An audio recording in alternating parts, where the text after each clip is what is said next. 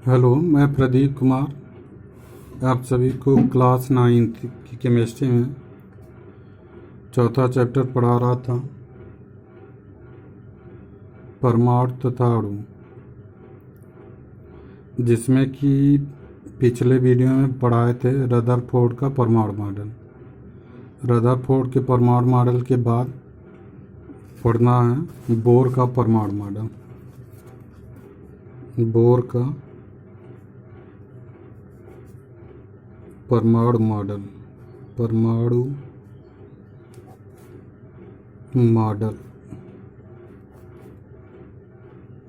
तो बोर के परमाणु मॉडल में सबसे पहले चित्र बनाएंगे।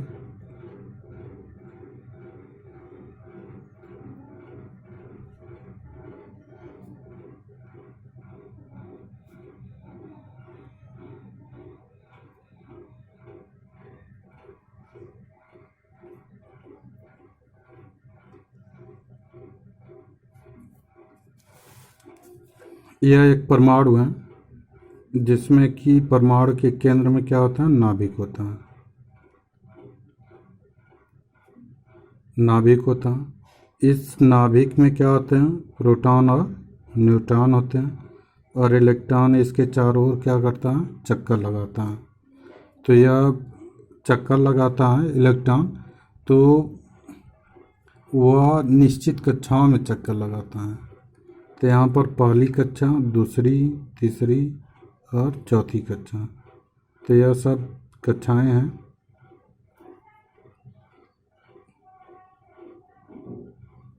कक्षाएं या इसको कह सकते हैं कोष,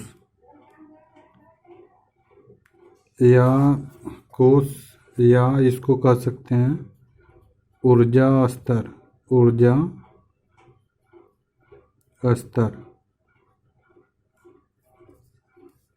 कक्षाएं, कोष, या इसको कह सकते हैं ऊर्जा स्तर। यानी कि नाभिक के जस्ट बाद की कक्षा होती है पहली कक्षा, फिर दूसरी, तीसरी, चौथी, इस तरह से बढ़ती जाती है, पाँचवीं, छठवीं, इस तरह से बढ़ती जाती हैं। और तो बोर के परमाणु मॉडल में इन कक्षाओं को या कोषों को इन्होंने पहली कोष को के से प्रदर्शित किया, दूसरी कक्षा को यल से, तीसरी कक्षा को यम से, और चौथी कक्षा को यन से प्रदर्शित किया।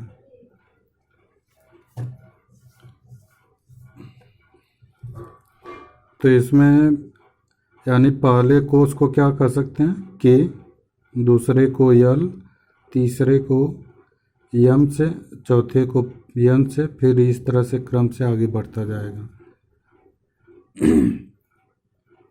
और इन्होंने बताया कि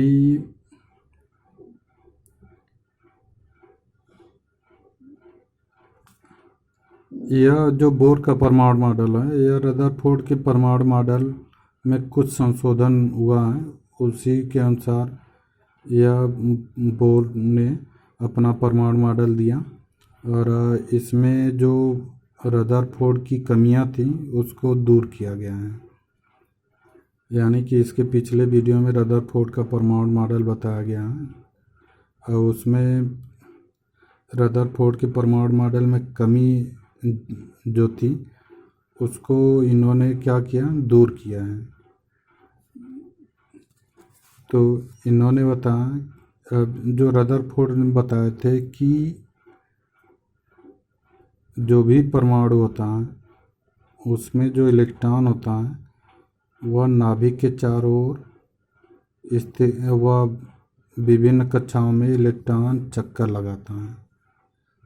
लेकिन इन्होंने एक यह भी बता दिया उसी समय कि इलेक्ट्रॉन जब घूमता है या चक्कर लगाता है तो वह ऊर्जा का उत्सर्जन करता है।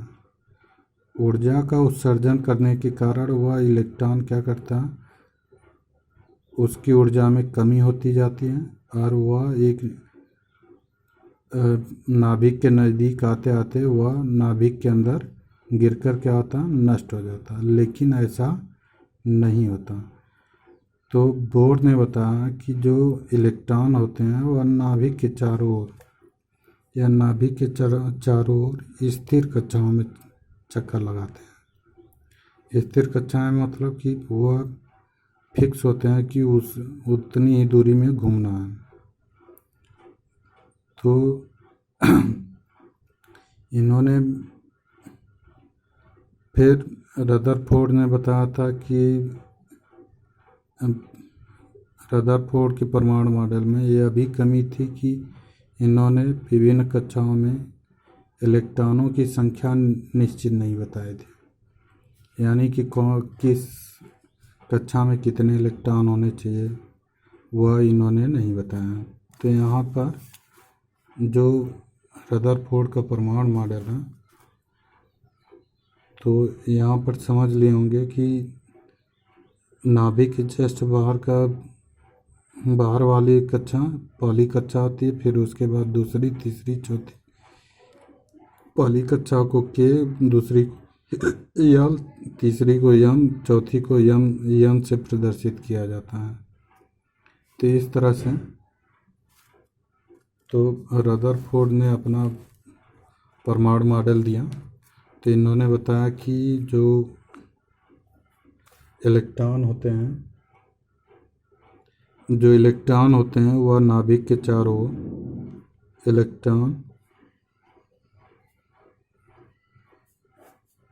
नाभिक के चारों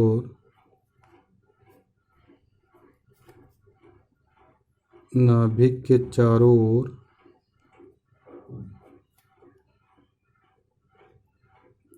स्थिर कक्षाओं में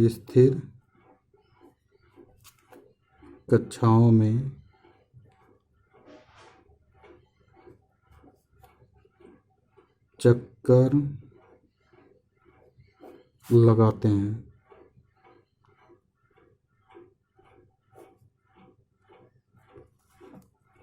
यानी कि यह जो इलेक्ट्रॉन होते हैं वह नाभिक के चारों ओर स्थिर कक्षाओं में चक्कर लगाते हैं। यह नहीं कि वह इलेक्ट्रॉन घूमते घूमते नाभिक के नज़दीक आ जाता है, वह नहीं होता। न तो इलेक्ट्रॉन की ऊर्जा में कोई हरासमेंट होता है, न ऊर्जा, यानी कि जो इलेक्ट्रॉन होता है वह ऊर्जा का उत्सर्जन नहीं करता है, बल्कि वह स्थिर कक्षाओं में घूमते हुए पाया गया है या घूमता रहता है। तो पहला बोर का परमाणु मॉडल के अनुसार जो पहला है, इलेक्ट्रॉन नाभिक के चारों ओर स्थिर कक्षाओं में चक्कर लगाता है, यानी कि स्थिर मतलब वह निश्चित कक्षाओं में चक्कर लगाता है।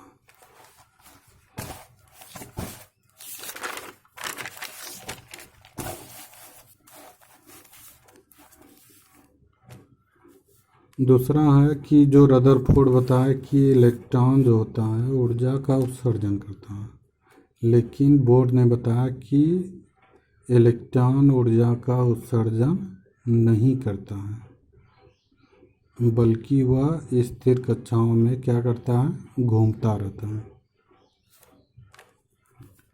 तो यहाँ पर कह सकते हैं कि इलेक्ट्रॉन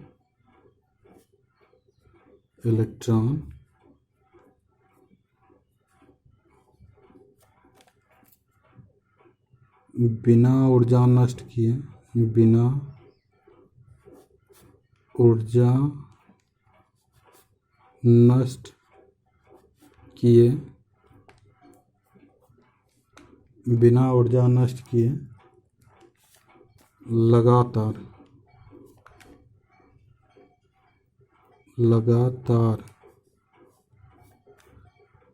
लगातार स्थिर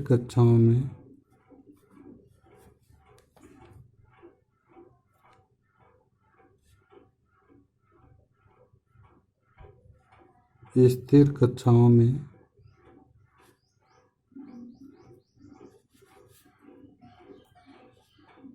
घूमते रहते हैं।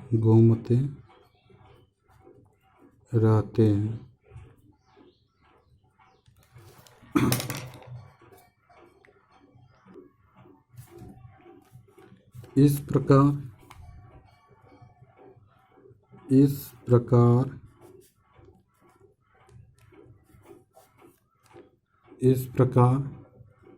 प्रत्येक ऊर्जा की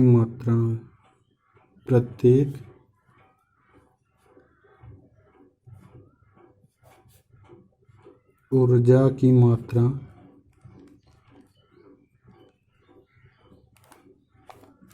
निश्चित होती है। प्रत्येक ऊर्जा की मात्रा क्या होती है? निश्चित होती है।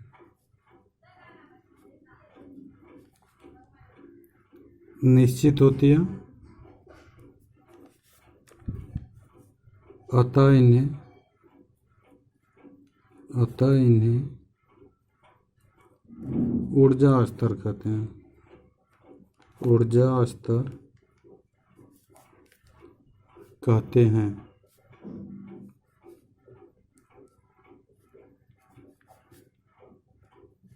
ऊर्जा स्तर कहते हैं। और यह जो ऊर्जा स्तर होता है इन्हें कोष भी कहते हैं। इस ऊर्जा स्तर को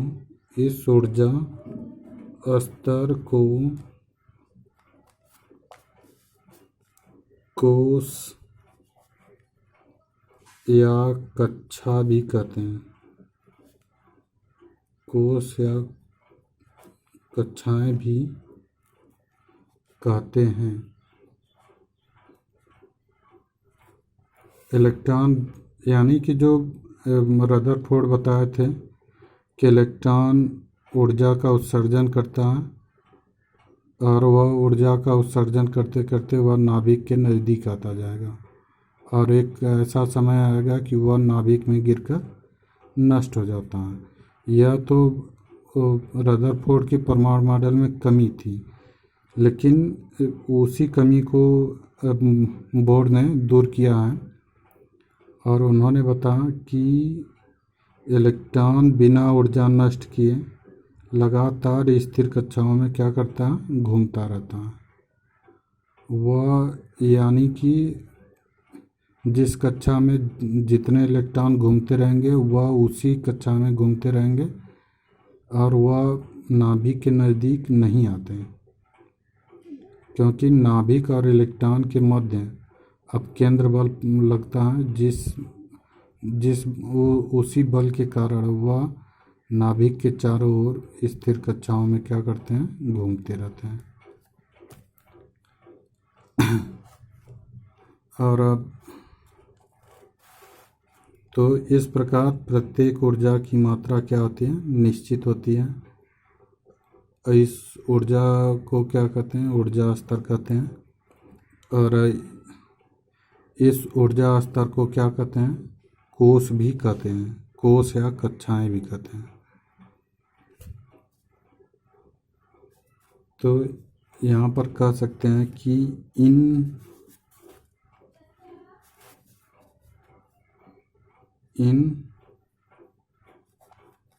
ऊर्जा स्तरों को क्रमशः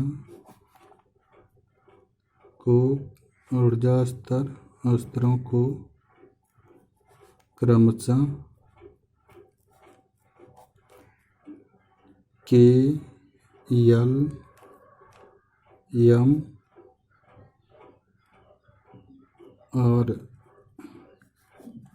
एम द्वारा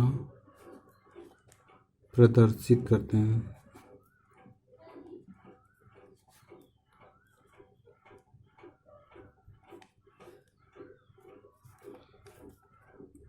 या इनको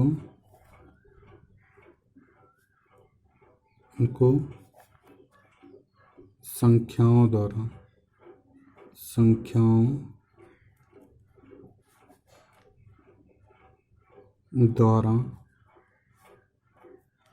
प्रदर्शित करते हैं।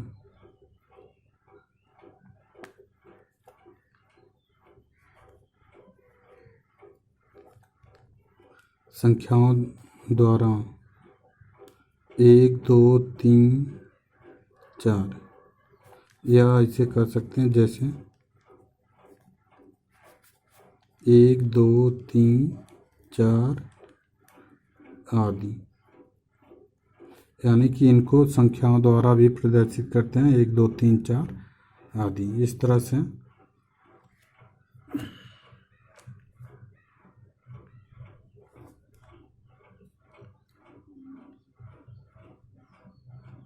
तो जो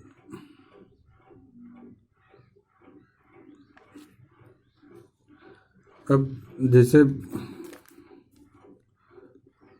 एक ऐसा कंडीशन आता है, एक ऐसा भी कंडीशन आता है जहाँ पर यह जो नाभिक होगा P+N, इसके चारों ओर क्या होगा, जो कक्षाएं होती हैं 1 2 3 4, जो कक्षाएं होती हैं, तो कभी कभी इलेक्ट्रॉन क्या करता है, पहली कक्षा से दूसरी कक्षा में कूद जाता है, या दूसरी कक्षा से तीसरी में चला जाता है, या तीसरी से चौथी में चला जाता है, या कभी कभी ऐसा भी आता है कंडीशन कि वह चौथी से तीसरी में भी आ जाता है, तीसरी से दूसरे में भी आ जाता है, और दूसरे से पहली कक्षा में भी आ जाता है। तो इस तरह से ऊर्जा का क्या करता है, उत्सर्जन भी करता है और अवशोषण भी करता है। तो जब पहली कक्षा से दूसरी में जाता है, या दूसरी से तीसरी में जाता है, या तीसरे से चौथे में जाता है, तब ऊर्जा का क्या करता है, अवशोषण करता है।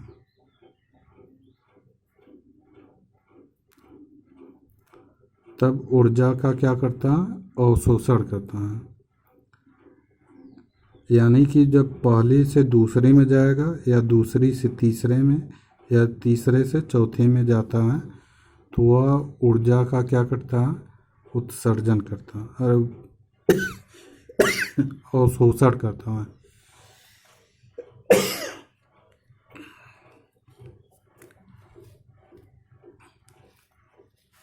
तो यहाँ पर क्या है, निम्न ऊर्जा स्तर से उच्च ऊर्जा स्तर है।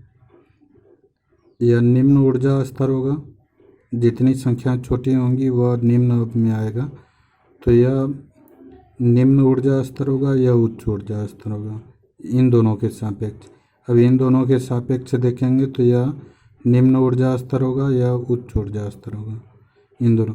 अब इन दोनों के सापेक्ष देखेंगे 3 और 4 के मध्य, तो यह निम्न ऊर्जा स्तर होगा 3 वाला, और उच्च ऊर्जा स्तर वाला यह 4 होगा। तो इस तरह से, तो यानी कि यहाँ पर कर सकते हैं कि जब इलेक्ट्रॉन निम्न ऊर्जा स्तर से उच्च ऊर्जा स्तर में जाता है, तो वह ऊर्जा का क्या करता है, अवशोषण करता है। लेकिन जब उच्च ऊर्जा स्तर से निम्न ऊर्जा स्तर में आता है, तो वह ऊर्जा का क्या करता है, उत्सर्जन करता है।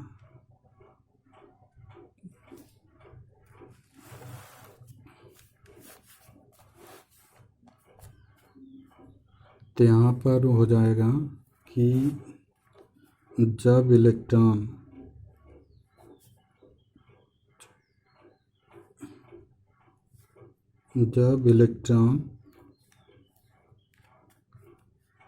निम्न कक्षा से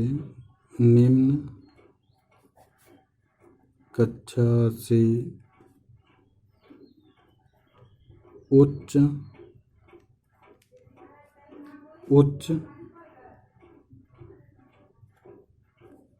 कक्षा में, या इसको कह सकते हैं ऊर्जा स्तर में कूदता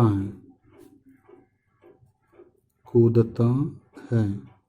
मतलब कि यहाँ पर क्या होगा, यह नीचे से ऊपर वाले में क्या होगा, कूदेगा। यह जो है निम्न ऊर्जा स्तर से उच्च ऊर्जा में स्तर में क्या करता है, कूदता है। तो वह ऊर्जा का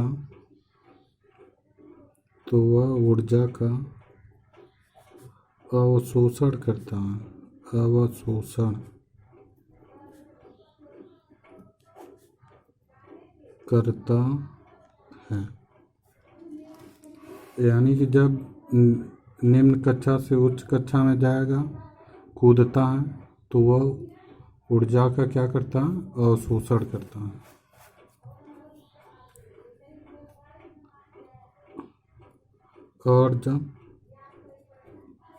और जब इलेक्ट्रॉन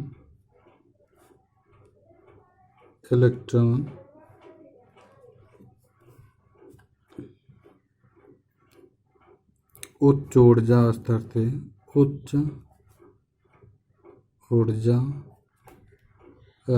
से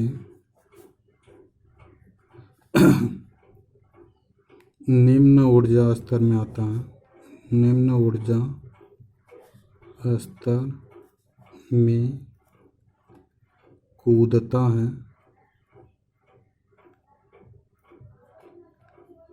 तो वह ऊर्जा का उत्सर्जन करता है। यानी कि जब इलेक्ट्रॉन निम्न कक्षा से उच्च कक्षा में कूदता है, तो वह ऊर्जा का क्या करता है? अवशोषित करता है। यानी कि पहले अपने अंदर अवशोषित करता है, फिर उसके बाद निम्न कक्षा से उच्च कक्षा में कूदता है।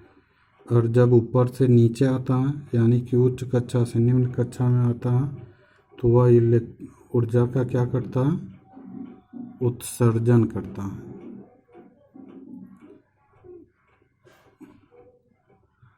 तो इस तरह से यह बोर का परमाणु मॉडल है। और जिसको नोट्स बनाना होगा अपना अच्छे से बना लीजिएगा, क्योंकि जो नोट्स बनाएगा वहीं अच्छे से पढ़ भी पाएगा, और जो नोट्स नहीं बनाएगा वो अच्छे से नहीं पढ़ पाएगा।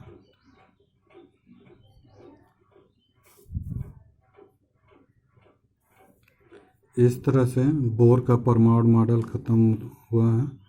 अगले दिन के वीडियो में वह बोर का नियम पढ़ाएंगे, जो कि केमिस्ट्री के लिए सबसे महत्वपूर्ण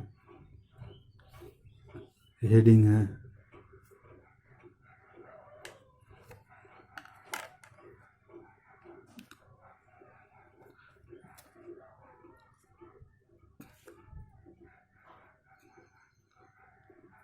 तो इस तरह से